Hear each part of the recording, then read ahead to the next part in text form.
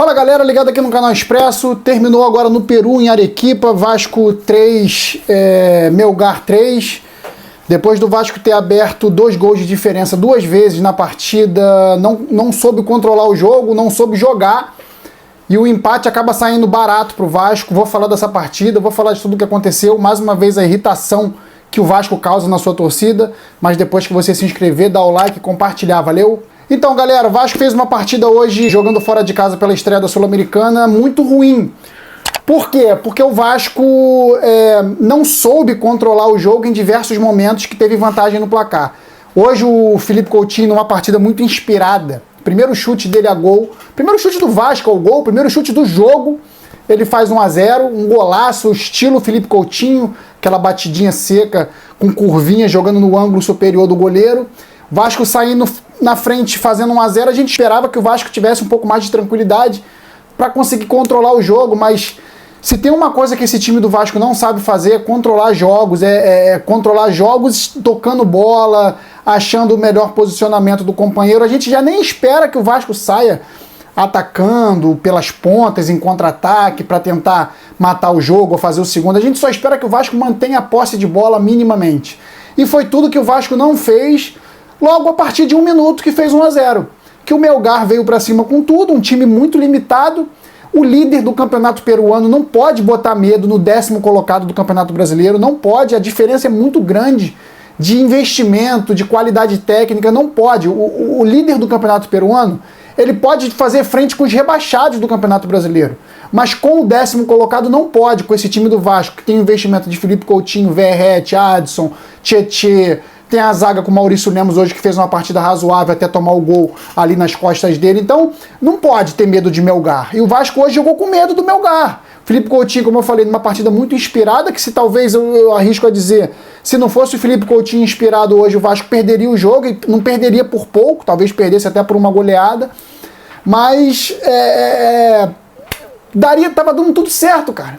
O jogo tava desenhado pro Vasco. A equipe do Peru no primeiro tempo, depois que saiu perdendo, massacrou o Vasco, dominou, e o Vasco foi mais uma vez pro ataque ali com o Coutinho, trabalhou a bola 2 vezes e fez 2-0. E já teve sorte num pênalti que o Paulo Henrique comete idiotamente, e o jogador do Melgar bate para fora. E o Vasco já poderia ali ter sofrido gol de empate. Então foi... O Vasco, ele fez tudo para perder. Ele fez de tudo para perder, essa é a grande verdade. Fez de tudo e não conseguiu perder porque o juiz não deu mais tempo. Porque se o juiz dá mais uns 2 minutos ali, o Vasco perderia o jogo. Era jogador do Vasco depois do empate tomando amarelo, esse jogador horrível que entrou no segundo tempo, Lucas Oliveira, horrível, péssimo, pode liberar. Entrou no segundo tempo, não fez nada, conseguiu fazer ele tomar cartão amarelo, o Vasco tomando um empate depois de um 3-1. Show de horrores do Vasco hoje. Então, principal hoje do Vasco, cara, não conseguiu administrar. O Vasco hoje não conseguiu administrar uma partida ganha, um jogo muito ruim, mas uma partida ganha. Por quê? Porque o líder do campeonato peruano não pode botar medo no 10º colocado do Campeonato Brasileiro, semifinalista da Copa do Brasil de 2024. Não pode. O Vasco tinha que chegar lá, se impor e vencer. Mas esse time do Vasco, ele não tem preparo físico para jogar numa altitude que não é das maiores. Ele morreu de novo o Vasco cansou e teve medo. Todos esses ingredientes juntos fizeram com que o Vasco recuasse com os 3-1 e chamasse o Melgar para cima. Vem cá, toma aí. O Vasco não teve um jogador no ataque. O Carille tirou o Verratti, botou o Lucas Oliveira, como eu falei já. O Adson não tocou na bola. O Tietê entrou mal, não entrou bem como entrou no jogo contra o Santos. Então o Vasco é uma equipe que oscila demais dentro da própria partida. Então essa oscilação fez o Vasco tomar o gol de empate. E, se for parar para analisar friamente tudo que aconteceu na partida, lambe os beiços por ter empatado esse jogo, porque era jogo pro Vasco perder, pela atitude e pela forma que o Vasco jogou. Por que o Vasco não perdeu, Alex? Porque teve Felipe Coutinho e Verratti hoje inspirados, só que não adiantou. Ah, galera, Vasco vai chegar a brigar pela Sul-Americana? Não, o Vasco não vai brigar pela Copa Sul-Americana com esse elenco aí. Não vai brigar. O Vasco talvez chegue aí numa segunda fase, numas oitavas de final, mas o elenco do Vasco é muito desequilibrado, muito oscilante, não pode ter esse desequilíbrio. O Vasco não consegue manter regularidade mínima durante jogo nenhum. Depende, obviamente, de uma jogada de craque do Felipe Coutinho, depende de uma briga lá no ataque do Verratti, depende de um Nuno Moreira hoje que fez uma partida apagada, mas conseguiu dar uma assistência para o Verratti. Vasco depende de lampejos. Vasco teve o Garré hoje, que foi -1 em campo. Vasco teve um Paulinho irreconhecível, que a gente gostava mais do Paulinho quando ele estava machucado. Vou continuar falando isso enquanto ele estiver jogando mal. Parece sacanagem, parece que eu estou de implicância, não. Parece que a gente sentia mais falta do Paulinho quando ele estava machucado, porque ele jogando, pelo amor de Deus, né? Não está jogando absolutamente nada. Aí entra um Jair no lugar dele, que é outro ritmo, né? Outra pegada. Mais uma vez o Hugo Moura, enquanto teve fôlego, ajudou. Quando ele morre, o Vasco morre todo praticamente junto. E o Maurício Lemos fez o que pôde, cara. Foram tantas bolas cruzadas, acho que foram 50 bolas cruzadas na área do Vasco. O Vasco deixou cruzar muita bola. O Maurício Lemos também uma partida boa até a reta final, que todo mundo caiu muito de rendimento. João Vitor, aquele jogador que não vale o que a gente pagou, né? Que foi pago, então sempre vai oscilar muito durante a partida. O Paulo Henrique, o primeiro tempo ridículo, o segundo tempo também não melhorou muito. E o Léo Jardim não teve culpa, porque é uma defesa vulnerável, um time vulnerável, um meio-campo frouxo. O Léo Jardim ficou também exposto aí à própria sorte. O Ryan é um moleque que tem que melhorar muito a pegada. O Ryan entrou muito mal, entrou frouxo na marcação, entrou andando, trotando, e eu via isso o tempo inteiro.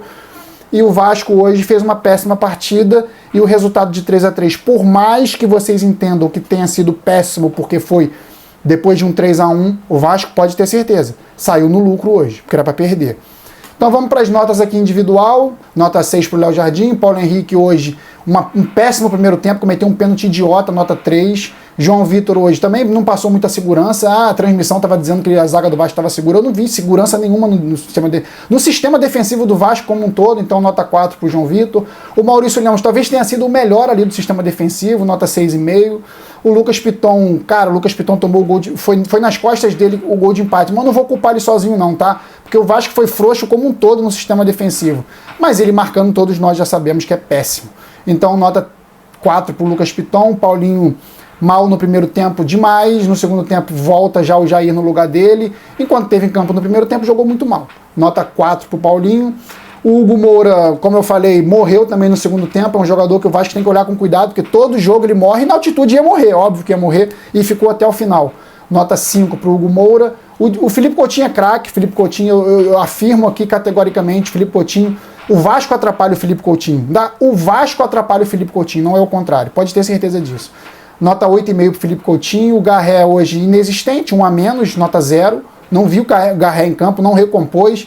O pontinha do Melgar, que eu esqueci o nome, deitou nas costas dele no primeiro tempo. Foi por ali o pênalti, Paulo Henrique ficou a ver navios. Então, Garré nota 0, Verratti nota 8,5 também, fez 2 gols, mas também não foi brilhante como foi contra o Santos, na minha opinião. Ele foi bem, fez os gols que tinha que fazer, nota 8,5. Nuno Moreira hoje mal também no primeiro tempo, como todo time. No segundo tempo ele dá assistência pro Verratti, pela assistência nota 7. Os que entraram, primeiro o Jair, que entra no lugar do Paulinho no segundo tempo. É uma pegada mais cadenciada, não tem aquela pegada de volante, mas tem um passe um pouco mais qualificado, mas ficou também exposto a um Vasco medroso. Nota 5 pro Jair. O Tietê nota 5 também, não gostei do Tietê, também ficou exposto aí ao medo, o Vasco jogou com medo no segundo tempo. O Ryan frouxo, nota 4. O Lucas Oliveira frouxo, nota 3. E o Adson não teve culpa, ele tentou fazer uma fogueira ali no jogo, mas também não foi suficiente, nota 6 para o Adson. E o Fábio Carille, nota 3, porque não conseguiu manter.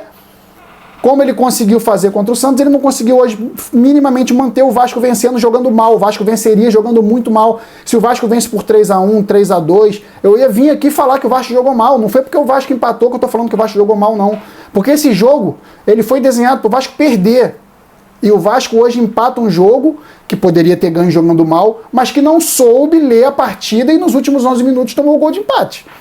Então o Vasco hoje foi muito mal porque não soube fazer o jogo cadenciado para segurar o resultado. Então o Carille hoje nota 3, muito mal, nas substituições medrosas também que ele fez. E é isso, galera. O Vasco volta a campo agora contra o Corinthians no próximo final de semana. Jogo na Arena Itaquera. Vamos ver que condições físicas esse time vai jogar contra o Corinthians. A Itaquera é difícil, a gente já sai perdendo no voo, já sai perdendo de 1-0 no voo, mas vamos tentar lá em Itaquera pelo menos segurar um empate aí, esse time morto com batata do Vasco, mas nosso papel é o quê, cara? Nosso papel é torcer, nosso papel é torcer para os jogadores se desdobrarem aí na marcação, se desdobrarem nos jogos. Eu confio plenamente no Verratti, confio plenamente no Felipe Coutinho. Acho que são só esses dois caras que eu confio plenamente. Jogo na Arena Itaquera nesse sábado aí, 18h30.